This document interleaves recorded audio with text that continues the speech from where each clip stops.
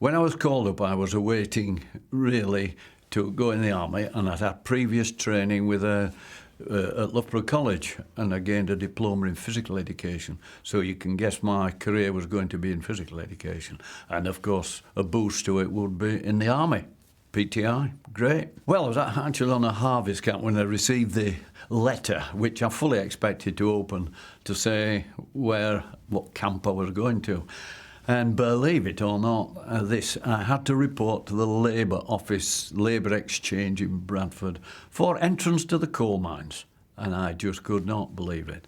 And the threat was there on the letter that failure to do so would mean 3 months imprisonment.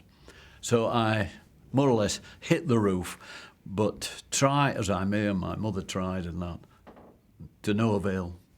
That was it, yeah. I'm highly disappointed, yes. I couldn't believe my luck. Because it was based on a ballot, and that's how they worked out who was going to be a Bevin Boy or not, by a ballot. And on that occasion, I was unlucky. But looking back, I now happen to have second thoughts, I don't know. You can't be Lord Mayor at the moment and grumble too much about your background. Yeah, well, the process is you go for training, and I went to a coal mine in Sheffield, stayed in huts, a hostel, and of course you were given the rudiments of what a coal mine was, including having a word with the ponies that were down this pit and things like that. But after a month, obviously you were transferred to other pits. And some people, of course, who obviously come from Cornwall, East Anglia, wherever, they finished up in pits around Yorkshire. But as it happened, I knew of a coal mine at Birkenshaw, which is Gummuscle near Leeds, between Leeds and Bradford.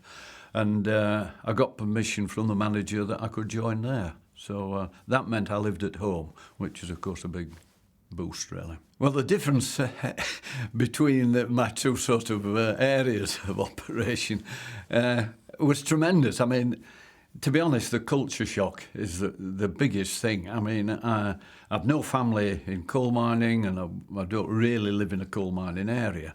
And to be thrust into that community, and I wouldn't want to sound derogatory in any way, but it is a totally different area of working and living, and so of course the miners may well look at you with alarm as well. You could happen to be classed as a college boy, or and do you fit in with their philosophies? So yeah, it was difficult at first. Yeah, the transition was I just went there, met the manager, and from then on, you was on your own, really. Well, when I arrived, it's the practice that everyone sort of has a job on the top, and this job I was given was they have screens for the coal. The coal comes out of the mine, and of course a lot of rubbish in amongst it, stone and things like that. It goes along a conveyor belt, and you've got to have people just picking out the stone and the rubbish. Now, it's like watching paint dry. You just watch this coal go past all the time and picking stuff out. It was November, it was a corrugated iron building, and, it was just, in a way, horrendous. I mean, there's no intelligence really required whatsoever. And I'd had enough of that after a week, and so the alternative was to go down the mine. And that's what I chose to do the following week. And I went down the mine, Daddy, yes. The cage you enter to go down the mine, hold on, this mine is a very small mine and no machinery really. So that was different from the big pits. But and at Birkenshaw, there were just enough for 4 people. And of course the cage, and because the steam driven, they're allowed to drop for about 190 yards. And then the brake near the bottom, and of course then your stomach goes up the other way, and so that can be frightening, and you're hurtling down and that. And then of course when you get to the bottom, you're given a lamp, and then it's a sort of a walk could have been as much as nearly three-quarters of a mile or a mile until you come to the coal workings. And so occasionally, fortunately, you have a helmet. And the number of times I used to bang my head on pulleys, they certainly needed it, yes. Well, not as scary as it would have been down a mine if I hadn't done a bit of potholing. So I've been down potholes and experienced cap lamps, and so in that way that didn't upset me. But I mean, I have known people who suffer from claustrophobia, and I mean, that have gone berserk if they have had to go down a mine, really. And but no, you just trust that everything works out all right. On this style of mining, where there are two colliers working at the coalface with pick and shovel, so that's all we've got, pick and shovel, and they hammer away and get the coal out, and then it's got to be moved away in tubs. So my job, it's actually called a hurrier. I think that's a well-known term, hurrier, but I used to interpret it as being hurry up and come back, because you filled a tub and then you went to a lay-by, picked an empty one up, brought it back. So that was the drill all day. The more tubs we filled, the more money the collier got. I didn't, but the more money the collier got. And so you can imagine in the early days, if you were late, or shall we say in the lay-by, there were no spare tubs, so you were delayed. Of course, the language I will not repeat was, where the so-and-so have you been, and this, that, and the other, you lazy F so-and-so. And so, because it was their money. The more tubs are filled, the more money they got. So, but fortunately, I became attached to one particular collier who was quite a good chappie, and we got on well, really. And in a way, he appreciated my work, and because I was fit, of course. I mean, I was as fit as anything as you can be when you're 18, 19, 20, and so he couldn't grumble at my work rate, put it that way. And, even though I got no extra money, he used to eventually then started to tip me at the end of the week. And and I worked with him for 2 or 3 years, yes, yeah. The frustration, really, you see, you push these tubs on rails and they're just hammered into wooden sleepers. Well, I don't know if you can imagine if a tub comes off the rail or the rails part a bit and it drops. There's nobody going to help you to get that back on the rail other than yourself. And so, either by brute strength or brute swearing, you manage to get the thing back on there. And because of a slight incline, I found that the easiest way was to put your hands on the rails and put your head against the tub and push with your head. Hence my helmet was flat, you see. So, but and then, of course, when if the lamp went out, you've got to appreciate it's totally black. And just a quick one is that you were given a cap lamp when you went down. If you were late for some reason, they'd run out of cap lamps, and we had a big electric handheld one. And they were very bright but very heavy, so you had to carry it. And you could pop it on the tub. But if you missed out on both of those, believe it or not, you had an oil lamp, and that was carried in. Now, that's all right, but you've got to remember that if you knock the oil lamp, bang it goes out. And you're in the pitch black. And you've got to wait for somebody to come by or pass over, because you can't. And how do you push a tub with a lamp that's going to go out if it's jerked? Well, you wear a dog collar and you hook it round your neck and then push it so it swings in front of you. Now, how low you can get, in a way, I found that almost disgraceful, really. But you're wearing this darn collar like a dog. That gets you, really, yeah. From an intelligent laddie, I hope. Yeah. I suppose that ultimately it can be very dangerous, but I didn't experience any great danger. I experienced the roof falls once or twice. But of course, if you're fairly inexperienced, the fact that you have wood props keeping the roof up, and when they start to creak and crack a bit, that can cause a bit of alarm, but really all it's happening is it's settling down on the support that's underneath it. But no, fortunately, I don't think I experienced any accident, but it could have done. I mean, it only wants one hunk of rock to fall, and you happen to be underneath it, and it's yeah, you could have your chips really. Well, machinery when they're towing these tubs, of course, you've got to keep. Although you see, the easy way of getting back to the bottom of the pit when you'd finished was to ride on top of the coal tubs. Which was not recommended because there were pulleys where the wires ran, and you had to sort of dodge the pulley and that. I mean, you weren't supposed to do it, but we did. Or if there was an empty tub, you could sit in an empty tub, and that would save you a long walk back. But so, I mean, there was a danger there. But the fact that coal dust really wasn't in evidence because there were no machinery. It's when you use machinery and then you create a lot of dust. Although they put a lot of stone dust down, white stone dust to keep it down. So it, we got away with it. Well, no, you didn't really meet people. I mean, you're working with probably 2 colliers, and you were with them the most of the day. You'd only socialise really when you got back and went in the canteen, and that would be, and then we all went our various ways. It's a point to remember that this Birkenshaw pit had no baths, no pithead baths. So I came out at sort of after having something to eat about 2:30 or 3, and with my helmet on and my black face and filthy raincoat. I busted into the middle of Bradford and then out on a tram up to where I lived at Hornbank Top.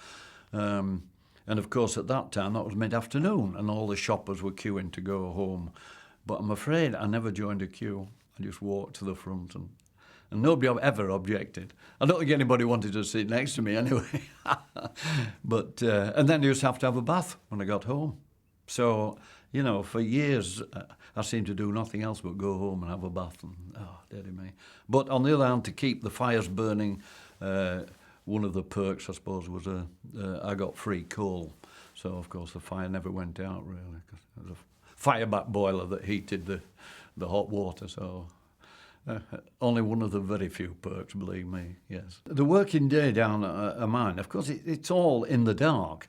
And I often have to remind people, you've got to breathe, haven't you? And there's a ventilation system in a mine that, in other words, the air goes along tunnels, whatever you want to call them, and really it comes out at the other side, so it's sucked round and round. And then I tell people that, you know, there are no toilets in a coal mine, which, I don't know, somehow people seem to find that surprising, but... So I'll leave anybody listening to me to guess what happens when you get a collier who's had 10 pints the previous night and is chewing backer as well, that decides it's time to go to the toilet, that we all get a taste of it, if you want to say it that way. And that, you could say that's very degrading, but yeah, but that's how it was, I'm afraid. And also, I had a question from someone when I was talking and about eating down there. And did you wash your hands? I said, well, I'm sorry, but there was no facility for washing your hands. So, I mean, you can just examine the hygienic problems that there were down at mine, really. Anyway, we survived. They wouldn't allow me to be a collier. And again, I don't know whether that's with union or problems. I mean, I could have hacked away and got coal and probably earned a lot more money. But no, I always intended, of course, to go back to college as soon as I got out of the mine. But I did just have a thought that if I couldn't get back to college for some reason, I might have actually gone into mining and go to a mining college and become, you know, learn the ins and outs of management and things like that. Because, of course, for 3 years I had no experience of anything other than mines, really. It's a bit of a conflict, really. But so, no, I did go back then. When I was finally released and I wanted to go back to college early, and they wouldn't allow me out. They said, when your demobbed date comes up, and So that was exactly as though I was in the army, right? Demobbed date. And I couldn't get out of being a Bevin Boy till it was my demobbed date. And I got absolutely nothing from anybody, anywhere. And that is why I've constantly been fighting for 30, 40 years, 50 years, 60 years, is it, to get recognition. In 1947, the coal mines were nationalised. And at last, a 5-day week and everything. Guess what? We worked Saturday mornings, didn't we? And that's what happened. So where the 5-day week went, it's just another bonus to earn money on the 6th day. But it's rather affected, because I'm very keen on sport and playing. And really, I mean, it really took it out of me, to be honest, when I look back, that you can't work physically and trail all the way home, have a shower, and then go off and play rugby and play at a decent standard and train twice a week. I did it for quite a while, but it didn't do me any good, really. No. It was a 5.5 day week, yes. And of course, price now is so remote, it probably doesn't mean anything, but certainly it was £3 a week when in 1944. Go down the mine, you got another 10 shillings, that was another half of a pound. So, and it wasn't until I was 21 that I got £5 a week. But of course, it's all relative, isn't it, really? And but they didn't make a fortune, put it that way. No. Well, only that again, before you set off in the morning, you had to cut some sandwiches, wrap them up, and stick them in your big pocket in your raincoat, and a bottle of water. And really, that was every day you got to take your sandwiches or your snack, or whatever you want to call it, and a bottle of water. Because obviously, again, you can't wash your hands. There's no facility to get drink. And as you're sweating often considerably, you need a big bottle of water, really, to keep you going. So that was the drill, and that's what you carried in your this dirty raincoat in the big pockets. Yeah. So that was really all, yes, and no. Nobody came around with coffee and buns or anything like that, no. Well, we always had a break, yes, and yeah. But then again, I mean, that's wasted time, isn't it, sitting down? Yes, well, obviously, conversation again is rather distinct from maybe what you would be engaged in conversation. I wouldn't like to... I've got to be careful when I say things like this because it looks as though I'm downing miners or whatever, but you appreciate that fairly rough men, and it depends. And, of course, discussion could be anything about what happened at the club or the pub or the local women or whatever. So, I mean, there's always something. They were not necessarily sporting-wise, and I would have enjoyed, But they used to occasionally, I know... maybe they thought I was a college boy type of thing, that they would be interested in your sort of politics type of thing. And, I remember they were still hateful about Churchill for firing on, or he was responsible when they fired on the miners in about 1917 or something or other. It still burned with them, really. And, of course, they were very strong socialist Labour views, and maybe I argued with them, but which was fair enough, yes. But it depends who the chap who was called Arthur, and he was quite good. So he'd had a reasonable job, I think, before being a miner. But I'm afraid one or two of the others were, shall I say, dead ignorant. But, and I'm not wishing to decry anybody, really. But it's obviously you find in everyday life. Some people you can talk to, can't you? And you've got common ground. I think that's the difficulty. We didn't have really the common ground that you would have in maybe other jobs where you'd compare notes and things like that about mutual interests, yeah. In this particular mine, there were not all that many men there, but there was a good, maybe a dozen Bevin Boys. But they worked in if you work in one section of the mine and the other section, you really don't see them. You only really see the people who are working in your area because we're going backwards and forward with tubs, so you would meet up. But they came from all walks of life, yes, really. And I've managed to meet the odd one or two, but not many, really. No, surprisingly. We'll go back to the situation when you go down a mine is to get your light, your lamp, which will be a cap on, and that will be absolutely fine. If you fail to get that because they'd run out, then you'd have this electric solid lamp that you could hook on a tub, and which was fair enough. But sometimes they even ran out of that, and on those occasions, the only thing left was an oil lamp. And of course, these oil lamps, if you knock them, you knock the light out. And there's no method, by the way, of relighting them. The only person who's got one of those is what they call the deputy, who has a light that if it goes out, he just bangs a flash and it flint, and it lights, so he's all right. But there's no way you can get one lit. But anyway, if you allocated one of these and you then have got to push tubs, you can't hook it on your tub because the first jolt will put it out. So you put it around your neck and lean forward and you're pushing the tub. Maybe what I was going to tell you was that we have a slight incline. And if you're on an incline, I found it best to get hold of the rails and drop your head, push your head against the tub and push in that way. And no wonder my top of my helmet was flat, yes. So that was a brutal way of moving a tub up a hill by using your head and your arms, yes, yeah. So it would so work out if I was going back to college. Obviously the time to go back to college would be September. So if I applied during the summer and then I would save a whole year. And I was coming to the end of really what I thought was the term. And I applied and I was refused. Your demobbed date was, December, I think, November, December, something like that.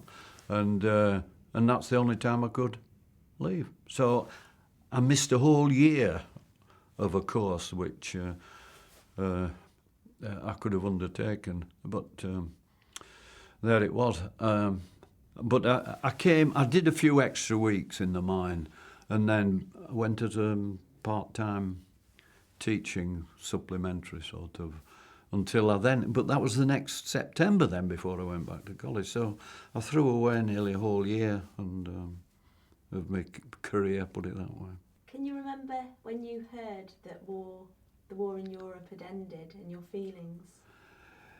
Yes, well, a lot of celebration in the town and the like. I don't think it was particularly noticed when you were down the mine, really, because that just went on as, I presume, normal and everything else. But I sometimes think that when on earth is all this going to end? And if you look at the record, 1947, for instance, was a terrible winter. And for 3 months, the temperature hardly rose above freezing point.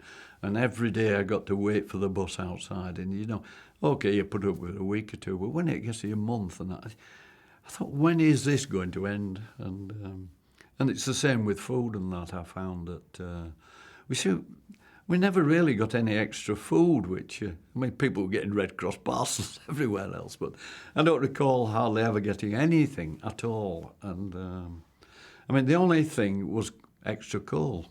And there was an instance when they used to tip, every month, they used to bring a load of coal, but not in bags.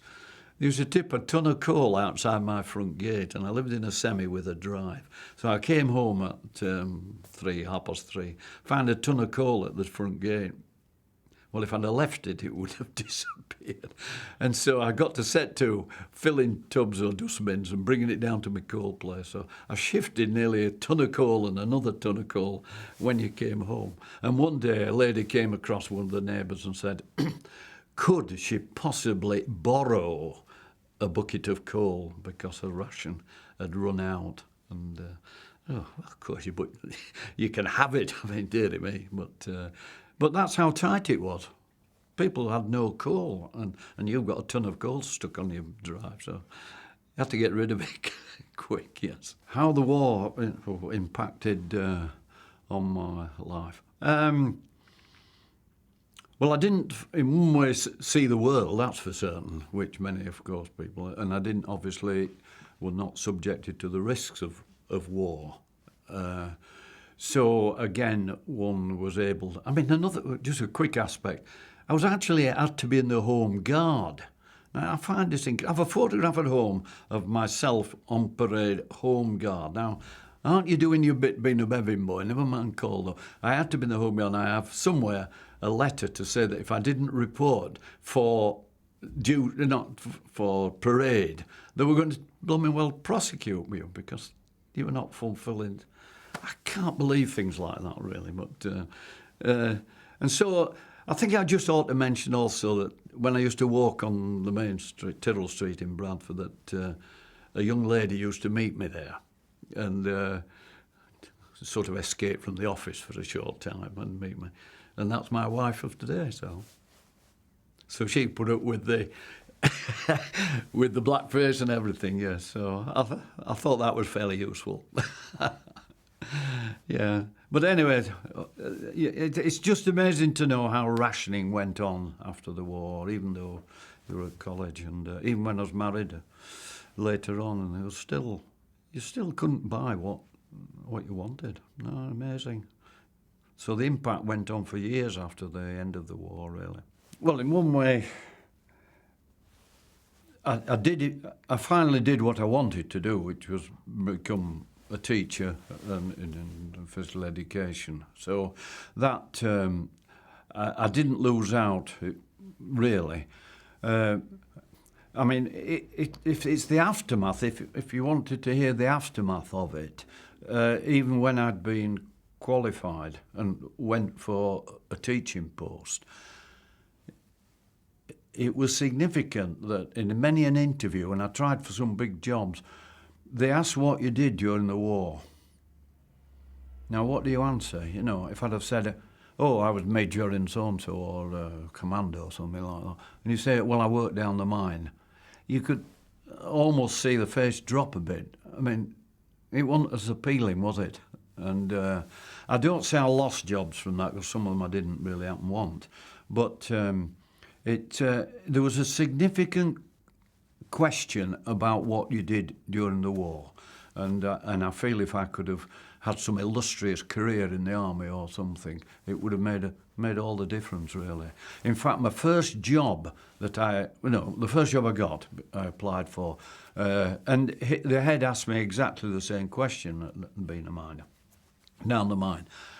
He said, if I had my choice, I'd give it to a miner before somebody who'd been in the armed forces, because he came from South Wales.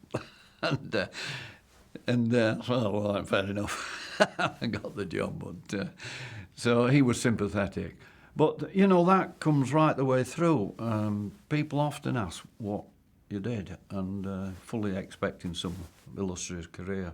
And really, you haven't a right lot to say about it, really.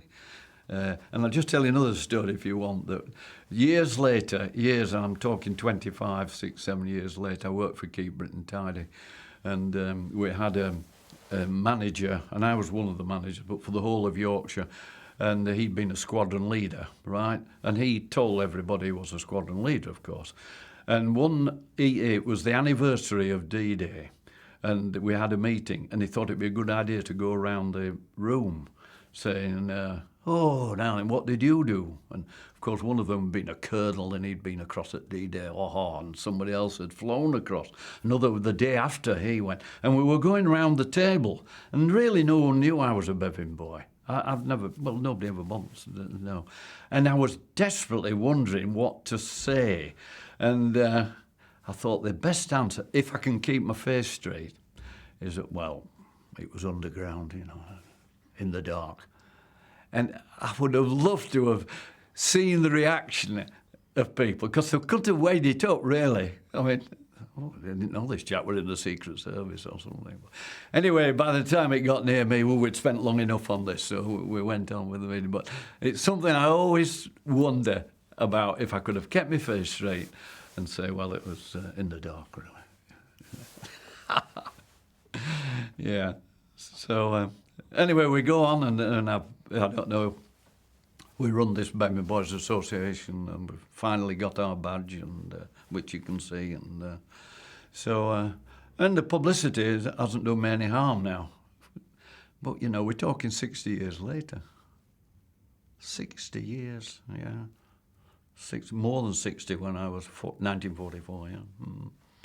So it's good to talk about, yes. And we've survived, put it that way.